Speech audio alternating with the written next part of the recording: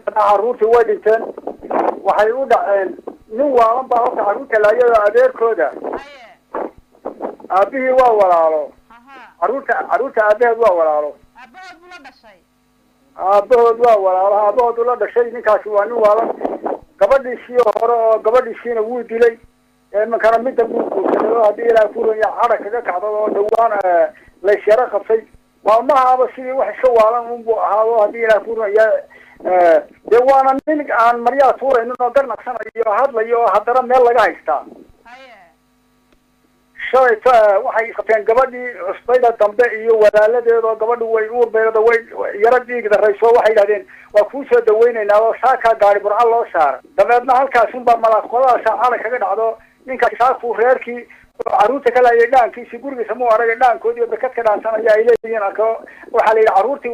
dabeedna caruurtii dhaanka wada buu dabagala markuu gurigii tagayna guriga waxaa joogay 3 caruur iyo hooyadood inan yaroo ilaa 10 jir meelahaasina arigay ku maqnayd baa la yidhi 3 caruurta yaryaraaba mid waaba jiifo dhawaan buu dhashay 3diiba waa gawracdo waa calooshana waa kala gooye runtana halkaa wadnahana amlay buu ka taagay daadooda toos u gan maayo laakiin iyo dan wax aynkaas iyo 5 jiro iyo mid hore imanka dhashay wax aynka in badan buu xidhnaa ilaa 6 sanadood ilaa 7 sanadood buu xidhnaa hortooday dhibaato sheelka dhawaan baa laga soo daayay dama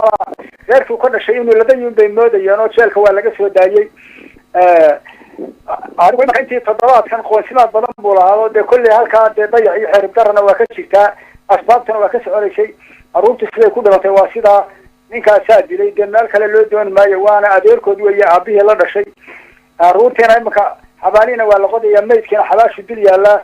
isagiina jeelku ku jiraa dawladda gacanta ku haysa markaaskani ma markii ugu horeysa uu deegaanka ka dhacaba mise wax hore usoo dhici jiray kiiskani ma markii ugu horeysa uu deegaankaas ka dhacaba caruur yaryaroo isku family oo la laayo caynkaa u dhimatay waa markii horeysay weeye dilkaasoo kale kama dhicin xaalkan horu kama dhicin kaasoo kale horu kama dhicin xaalkan